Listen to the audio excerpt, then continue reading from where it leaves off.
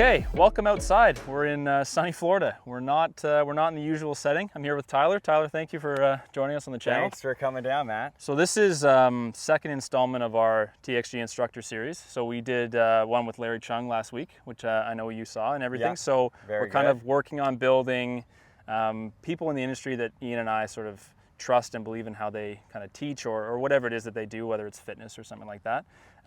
So last week we were working on some speed training. This week we're working on something that's probably a little bit neglected, I would say, especially for my own game. Yeah. This kind of 40, 50, 60 yard shot in the fairway or wherever it is, you find a lot of amateurs are just not good at this at all. Right, and it's, for me, especially when we're working on this shot, it's, I would say 85% knowing actually what you're trying to do, and then 15% actually doing it. So I think once you're clear and you have like a clear understanding, okay, what's going to cause what, it just sets you off to have a way better chance. When this shot like is actually not that difficult, but if you're in this position and you can't execute it, it can add a lot of shots to your game. It really can, because if you're, I mean, ideally, let's say I'm here in 3 on a par 5. Exactly. So I want to make birdie. If I miss the green, now I might make bogey, waste a shot. Or it's a long par 4, maybe I've had to lay up. I'm in this situation, I'm hoping to maybe make a par, or at least not make a double bogey. I'm looking forward to this because, again, I suck at this. I suck at this shot big time. 1 out of 10 times, it looks great and it comes off nice, but most of the time, I'm kind of happy to get to like 25 feet and get out of there. Yeah, and this is fun because I saw Matt hit a couple of wedge shots on the range this morning, and I know right away that his launch number is going to be a little bit higher than the window we're going to be looking for. So that's potentially what we're set, but we'll see. Okay, so why don't we start with me? Let me show you, I know we've been working a little bit together for let me show you kind of my standard shot. Perfect. And then you can work me through the process of getting that better. That's good. Yeah, maybe 5 of those, and then we can chat about it. Okay.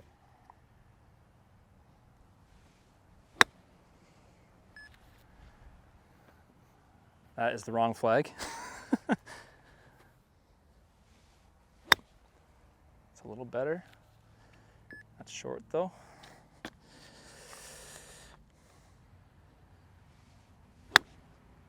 Ooh, that was different. I thought you hit that one a little better. Yeah. Caught the wrong part of the slope, but not bad.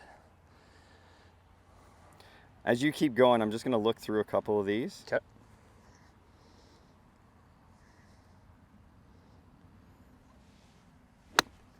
That was a decent attempt. Yeah. So like I'd be fairly happy with that shot. I know that's probably 20 feet or so. So I'm going to give you a couple cues now, okay? Please. So I'm going to show you this one from face on. As you go, as you're taking it back, so for this length of shot, based on how much speed you can produce, that amount of swing is, I just see that shot going closer to like 85 to 90. Gotcha, so too much backswing. So too much backswing, okay? So what that is affecting when we look at transition and downswing, so we have a lot of backswing speed, okay? Or potential speed.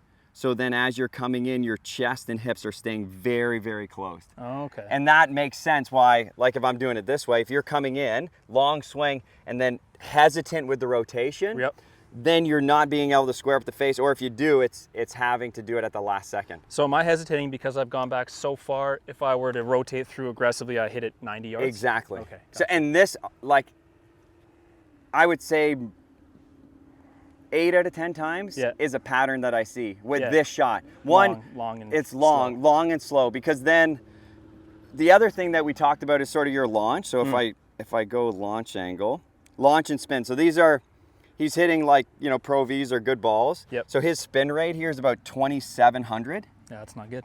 Right? So when I'm looking at what we're looking to do, minimum for this shot is, to me, like 6,500. Should see 6,000, yeah. And if you really get it, I could see it up to 10,000. Really? Yeah. So it like skill level and where you hit it on the face and all that stuff, but with that low amount of spin, I know the ball's just rolling up the face. It's not really gripping it. So that face is likely open? It's open. Impact relative to the path? Yeah, for sure. Yeah, it was about 4 open a couple times. Wow, okay. And then the other number that I like to pay attention to is sort of how it's launching.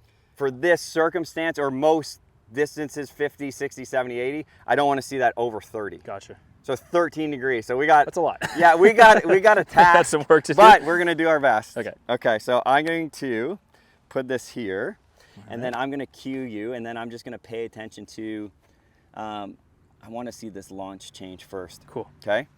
Okay, so you set up. Alignment's good, perfect. Okay, so at the first couple, show me the backswing.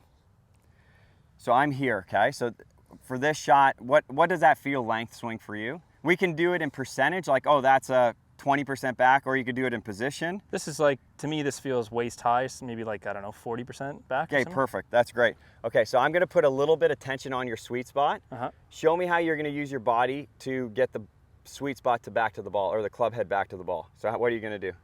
Keep going, keep going, keep going. So that's great. Yep. Okay, and I want the sweet spot for you tracking longer this way, down the target line. So more down the target line. With a lot more aggressive rotation. Make sense? Yes. Okay, so let's see how it goes at the start. First step is a lot shorter back. Yep. Okay, second step is be aggressive with the pivot. Very passive hands. Yep, and feel the club. Basically, I'm trying to hit a draw with this sort of Way thing. more of a draw, Gotcha. yeah. Until I see it go too low.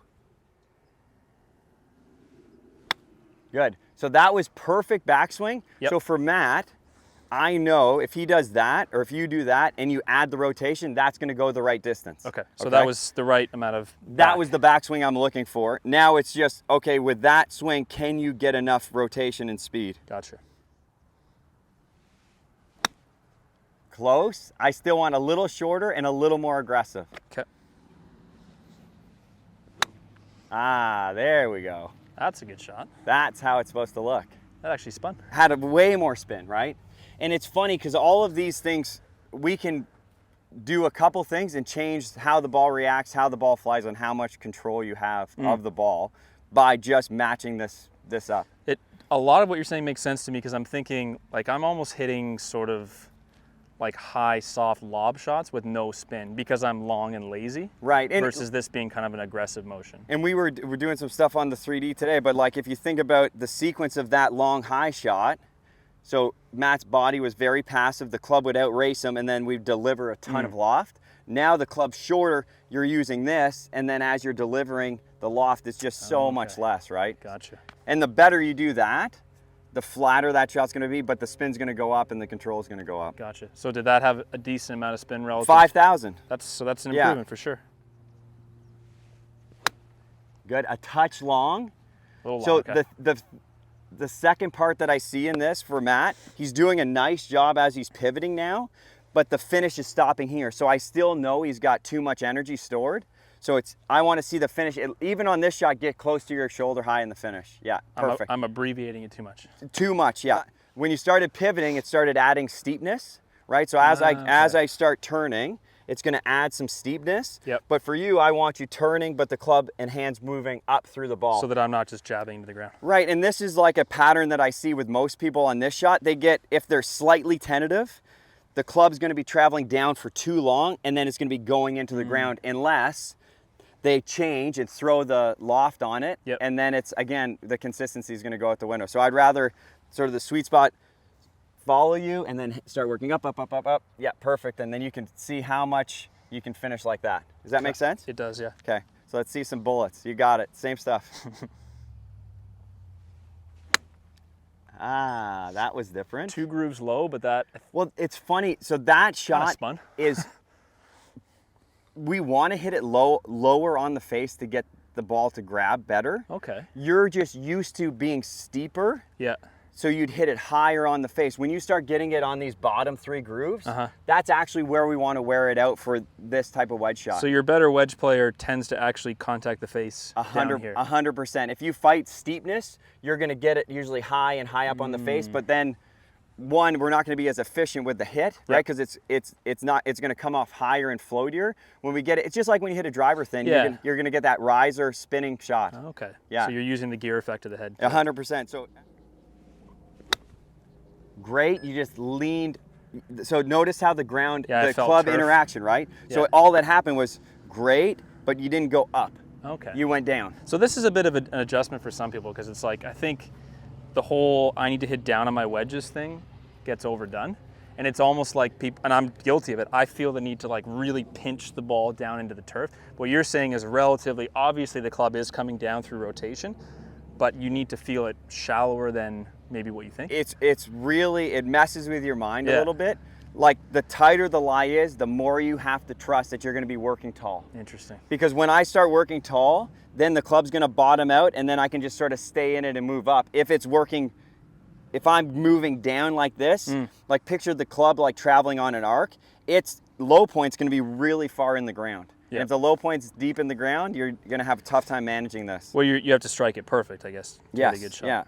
Okay, so let me try. You think of like a stricker, right? Like you see that Yeah. arc, right? It's like traveling, it's close to the ground. He sort of picks it up and keeps moving through.